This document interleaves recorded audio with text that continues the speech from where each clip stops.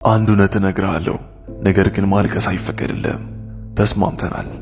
ማልቀስ አትችልም። በአጠገብህ ያሉት ሰዎች እስከ መጨረሻው ካንተ ጋር የሚቆዩ ነው የሚመስልህ።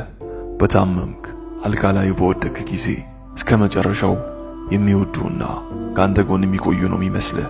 እንዲህ የምታስብ ከሆነ አንተም እንደኔ ተታለሃል። ሕይወት ያስተማረችኝ አንድ መራር እውነት አለ። እሱ ምን መሰለህ? ሞገስ ባለህ ጊዜ ለእንግድነት ትፈለጋለህ።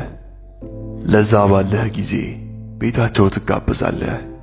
ባሳዘንካቸው ጊዜ፣ በራሩልህ ጊዜ ደግነታቸው ከቤታቸው ያኖርሃል። ነገር ግን እመነኝ፣ ታመህ በተመለከቱ ጊዜ አንተ ተጥለሃል።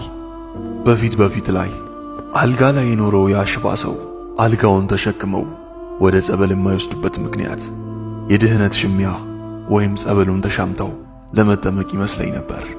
አይ ሞኞኔ፣ ለካ እውነታው እንደዛ አይደለም። እውነታው ሲገባኝ ለካ ማንም አልጋ ላይ የወደቀውን ሰው አይመለከትም። ማንም አልጋ የያዘን ሰው ዞር ብሎ አያስተውልም። ቢመርህም ዋጠው። አልጋ ላይ ሆነ ባዩ ጊዜ በላይ ይረማመዱብሃል። አልጋ ላይ ሳለ ሊያስብህ የሚችለው ቸሩ መድኃኔዓለም ብቻ ነው። የእውነቴን ነው የምልህ። ሰው አልጋ ላይ ሲመለከትህ በላይ ይረማመድብሃል። ኢየሱስ ክርስቶስ ግን አልጋህን አሸክሞ ያራምድሃል። አስተውል። እነሱ በአልጋ ላይ ይረማመዳሉ፣ እሱ ግን አልጋህን አሸክሞ ያራምድሃል። ከማምላክ ልጅ ቸሩ መድኃኔዓለም በቀር ማንም አልጋ ላይ የወደቀውን አይመለከትም። ማንም አልጋ ላይ የወደቀውን ሰው አይመለከትም። ማንም አያስተውልም ነው የምልህ። ሁሉም ሰዎች ጤነኛና የኖረህ ጊዜ ነው የሚያጅቡህ።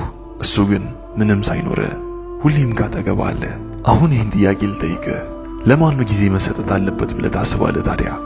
በኖረህ ጊዜ የሚያጅብህን ሰው ወይስ ምንም በሌለ ሰዓት የሚቀበልህን አምላክ? ይህን ጥያቄ ለልብህ ጠይቅ። መልሱን እዛው ከልብህ ታገኘዋለህ።